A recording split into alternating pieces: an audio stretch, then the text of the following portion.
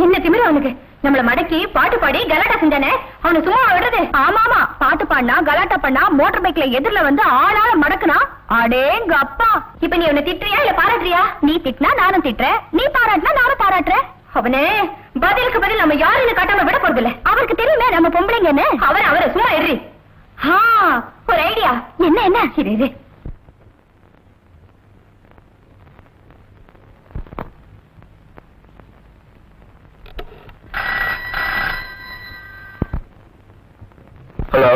Hello, Jupiter Petrol Bunk.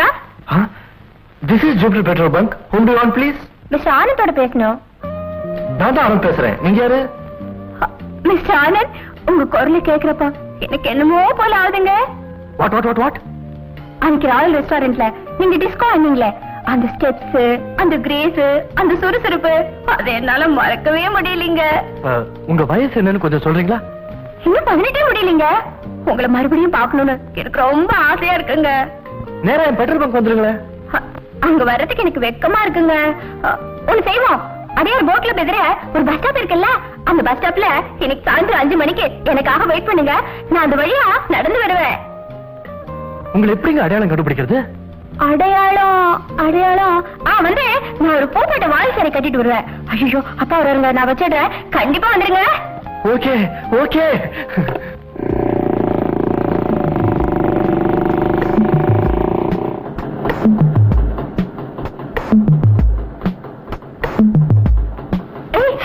அப்பா வந்துட்டாரா?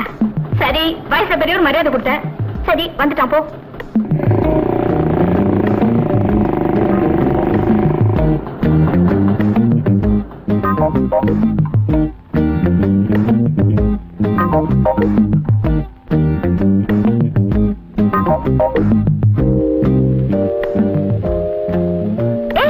அத பாருடி, பூ போட்டு சேலையில பூ போட்டு போறா. அவ ஷிஃபான் சேலையில கட்டிட்டு போறா. நான் வாய் சேலை தானே சொன்னேன். அடியே, ஆம்பளைங்களுக்கு ஷிஃபான் தெரியுமா வாயில தெரியுமா? பூவை பார்த்தா போதுமே வாய பிறந்து மாட்டிட்டாரு.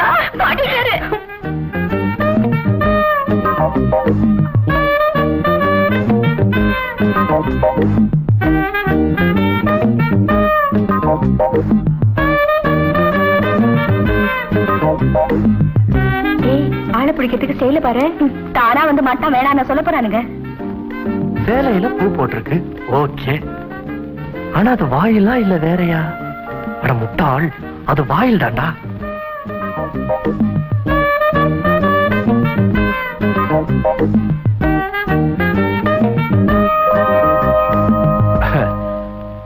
ராயல் ரெஸ்டாரண்ட்ல நான் தான் மேடம் டான்ஸ் ஆடினேன். கனெக்ட் பண்றாரு. கடைசியில அந்த பொண்ணு கடிச்சது அதிர்ஷ்டம். ஏண்டி பொறாமையா? என் ஸ்டெப்ஸ், என் கிரேஸ், என் சுறுசுறுப்பு எல்லாத்தையும் ரசிச்சீங்களே. என்ன மறுபடியும் பார்க்கணும்னு ஆசைப்பட்டீங்களே, வந்துட்டேன். என் குரலை கேட்கிறப்போ என்னமோ ஆகுதுன்னு சொன்னீங்களே, என்ன ஆகுதுங்க? பாவண்டி, அவரை இப்படி அடிக்கிறாங்க.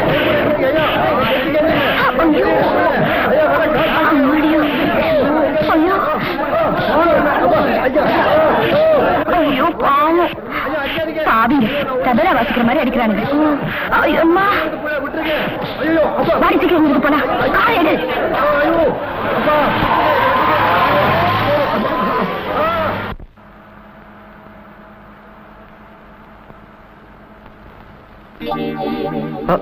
வாங்க. நீங்க எங்க திடீர்னு என்ன பாக்க? உட்காருங்க. பரவாயில்ல, நீங்க சிரமப்பட வேண்டாம்.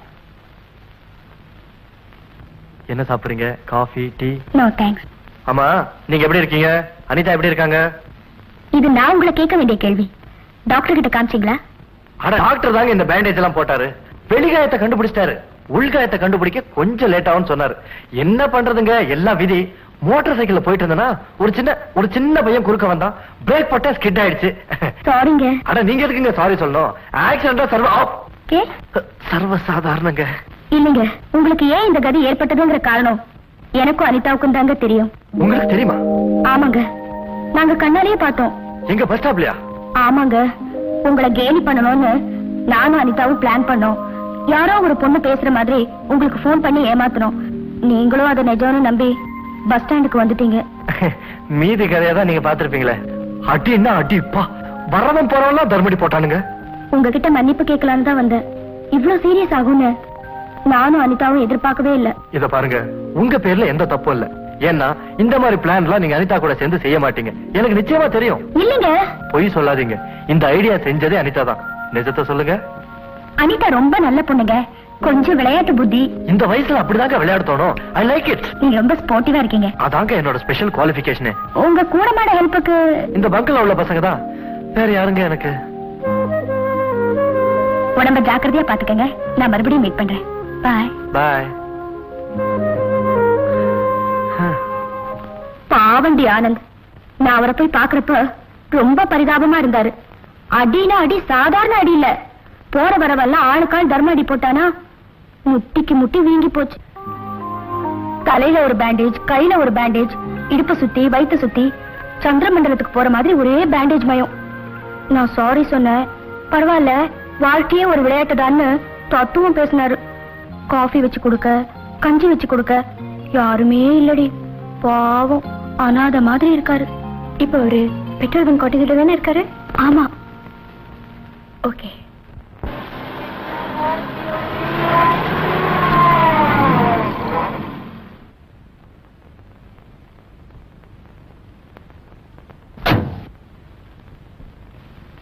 Good morning. என்னங்க, உங்களுக்கு பலமான அடியா? உடம்பெல்லாம் பேண்டேஜ் ஆமே, இடுப்பெல்லாம் நொறுங்கி போச்சா? இன்னும் அந்த அளவுக்கு வரல. இன்னும் 2 நாள் விட்டா நொறுங்கினாலும் நொறுங்கிடும். நான் தெரியாம தான் கேக்குறேன். ஒரு பொண்ணு பஸ் ஸ்டாப்புக்கு போன் பண்ணா உடனே ஓடிடுறதா? ஒரு சபலம் தான், கொஞ்சம் புத்தி வேதலிச்சு போச்சுங்க. இந்த வயசுல தாங்க ஸ்ட்ராங்கா இருக்கணும். பாத்தீங்களா கடைசியில என்னாச்சு? தப்புதான். இத பாருங்க, அதுக்கெல்லாம் காரணம் நான் தான். அது உங்களுக்கே தெரியும். அதுக்கு பிராயச்சித்தமா ஒரு பெரிய நர்சிங் ஹோம்ல உங்களை அட்மிட் பண்ண போறேன். நல்ல டாக்டர் வச்சு பார்க்க போறேன். ஐயோ, அதெல்லாம் வேணாங்க. நீங்க பேசக்கூடாது. இனிமே நான் சொல்றதா நீங்க கேட்கணும். இப்ப நீங்களா வந்து என் கார்ல ஏற போறீங்களா, இல்ல 2 அடியாட்களை வச்சு குண்டு கட்டா தூக்கிட்டு போய் கார்ல போட்டுமா? அடியாளுங்க கூட வச்சிருக்கீங்களா? வாடகைக்கு கிடைப்பாங்களே. வேணாங்க, நீங்க ரொம்ப புத்திசாலியா இருக்கீங்க. நானே வந்துடுறேன். ஒரு நிமிஷம் சட்டையை போட்டு வந்துடுறேன். அப்படியே இந்த கையில கைக்கு போட்டு பேண்ட் மாட்டிட்டு வாங்க, நான் வெளியே இருக்கேன். ஓகே?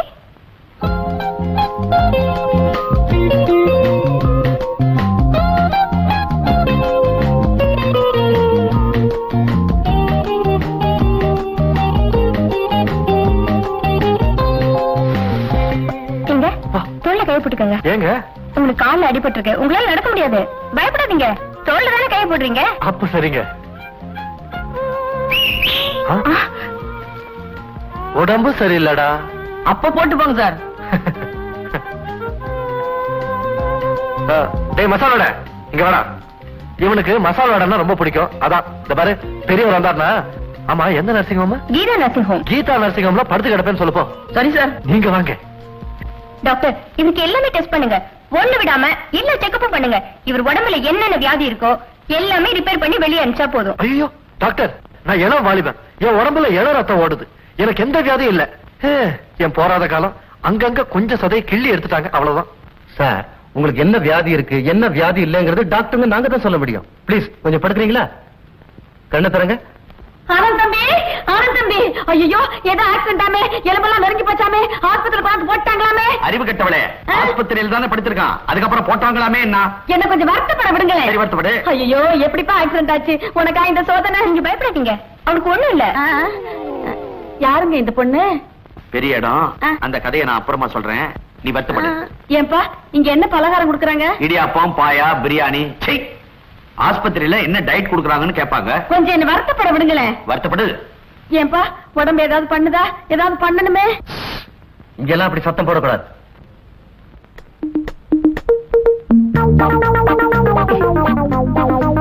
டாக்டர், முதல்ல இந்த தெர்மாமீட்டரை உங்க பாக்கெட்ல போடுங்க. ஏன் சார்? இத பார்த்த உடனே என் வைஃபுக்கு ஒரு மாதிரி வருது.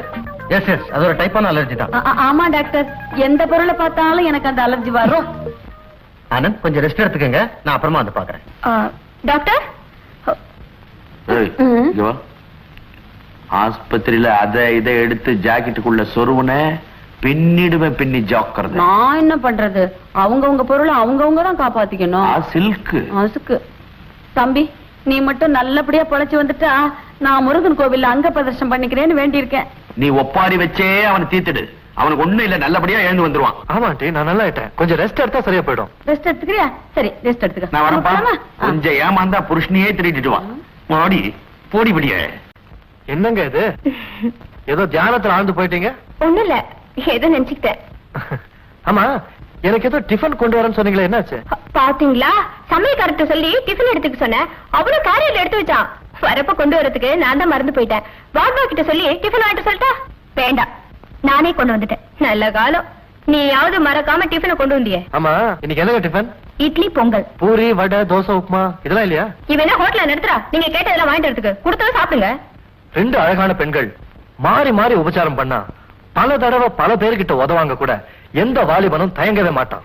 இந்த உபச்சாரம் உங்க முகத்தை பார்த்து இல்ல, ஏதோ ஒரு பரிதாப உணர்ச்சி. எங்களுக்கு சோசியல் சர்வீஸ்னா ரொம்ப பிடிக்கும். இது நல்லா இருக்கா? நல்லா இல்ல, எனக்கு பிடிக்கலடி. அது எது வேணுமானாலும் எடுத்துக்க. இன்னைக்கு எங்களுக்கு கல்யாண நாள். கல்யாணம் ஆகி 25 வருஷம் ஆச்சு. நல்ல புடவையா கொடுங்க. எல்லாமே நல்ல புடவை தான். ஆமா, உங்களுக்கு சார்? அவர் புடவையெல்லாம் கட்ட மாட்டாரு. பட்டு வேட்டி, பட்டு துண்டு. இது என் கொடை, உங்க புடவை இல்ல. சீக்கிரம் செலக்ஷன் முடி, கலெக்ஷனுக்கு போனோம். பனாரஸ், இது பெங்களூரு, இது காசி. உங்களுக்கு எது வேணும்? எனக்கு இது எதுவுமே பிடிக்கல.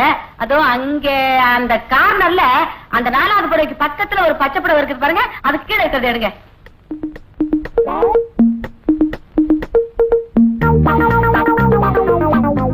வேண்டாண்டி, வேண்டாண்டி, அது மட்டும் வேண்டாண்டி.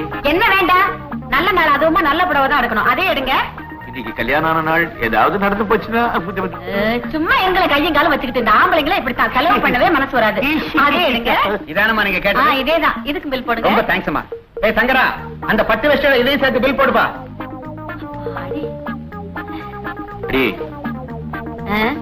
எடுத்ததான் எடுத்த. புடவை தெரியுது, புடவை தெரியுது. மறைச்சிடு. போலாமா? செட்டியார், சௌக்கியமா இருக்கீங்களா? சௌக்கியமா இருக்கேன். பெட்ரோல் பங்க் எல்லாம் நல்லா நடக்குதா? நல்லா ஓடுது. ஓடுது. என்ன சாப்பிடுறீங்க? ஒண்ணு வேண்டாம். ஏப்பா தம்பி, இவங்களோட பில் என்னாச்சு? 50 ரூபாய் 80 பைசா. ஓகே, இதோ செக் கொடுத்துறேன். செட்டியார், நமது ஆச்சி சில்க் ஹவுஸ் தானே? வாடிக்கையா வர்றோம். இது என்ன கேள்வி? ஆச்சி சில்க் ஹவுஸ் தான். ஏமா, இந்த கொடை ரொம்ப ஃபேன்சி. என்னாச்சு? கண்ணாடி ஒழிக்கிடுச்சு. ஆஹா, பர்மா பஜார்ல வாங்குனீங்களா? இது நான் வந்து பர்மாவிலேயே வாங்கினது. எங்க காட்டுக்கு. இது நான் வந்து உயிரை வேணாலும் கொடுப்பேன், கொடையை மட்டும் கொடுக்க மாட்டேன். சென்டிமெண்டலா வச்சிருக்கேன். சும்மா பாக்கலாமேன்னு கேட்டேன். பாக்கலாம் தானே? பரவாயில்ல. சரி, நான் வெளியில இருக்கேன். நீங்க வாங்க, சீக்கிரம் வாங்க. போட்டுட்டேன். இன்னைக்கு என்னமோ ஒரு அல்லாட்டமா இருக்குது உடம்பெல்லாம். அமௌண்ட் நீங்களே ஃபில் பண்ணீங்க. உடம்ப பாத்துங்க, போங்க. உடம்ப பரவாயில்ல, விதியில ஒண்ணு இருக்கேன். என்னங்க நீங்க? திருட்டு பூதேவிக்கு பேரு சுந்தரி. சுந்தரி. ஏ, டாக்ஸிக்கார எதிர்க்க உன் மானத்தை வாங்க கூடாதுன்னு பார்த்தேன். இல்ல அதே இடத்துல அரைஞ்சிருப்பேன். ஏண்டி, புடவக்கடையில புடவையை திருடி கொடைக்குள்ள ஏண்டி போட்டேன். நான் எங்கங்க எடுத்து போட்டேன்? இந்த கொடை கம்பி இல்ல, அது புடவையில மாட்டி இழுத்துச்சா புடவை உள்ள விழுந்துருச்சு. சார், யாரு? மிஸ்டர் வெங்கடாஜலம்.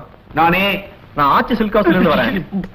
அது வந்து என்ன எதுக்கு? ஒண்ணு இல்லப்பா, இந்த குடகம்பி இருக்குத, அதை நீட்டிட்டு புடவையெல்லாம் ஒரே பரவலா இருந்ததா, அதுல குத்தி ஒரு நிறவலா. என்ன இருங்க? என்ன பரவாயில்ல நிறவலா? என்னப்பா, நான் தான் கரெக்டா பில் போட சொன்ன 2 புடவைக்கு. அதான் போட சொன்னாலுமே. அப்புறம் என்னப்பா? பாருப்பா, லோகத்துல எவ்வளவோ அக்கிரமம் எல்லாம் நடக்குது. செட்டியார் எனக்கு வந்து ஃபேமிலி ஃப்ரெண்டுப்பா. இது பெருசு பண்ண சொல்லுகிறேன். இத பெருசு பண்ண சொல்லாத. நான் உன்னை தனியா வச்சுக்கிறேன். என்ன சார் நீங்க என்னென்னமோ சொல்றீங்களே, எனக்கு ஒண்ணுமே புரியல. கடையில செக் புக்கை மறந்து வச்சுட்டு வந்துட்டீங்களா? முதலாளி உங்ககிட்ட கொடுத்துட்டு வர சொன்னார். அப்ப கொடைக்குள்ள ஒண்ணு இல்லையா? கொடை என்னங்க கொடை? நம்ம கொடை அங்கேயே வாங்கணும். அது வேற கடையில வாங்கணும். நீ பாப்பா, இவர் குழப்புவாரு. நீ பா.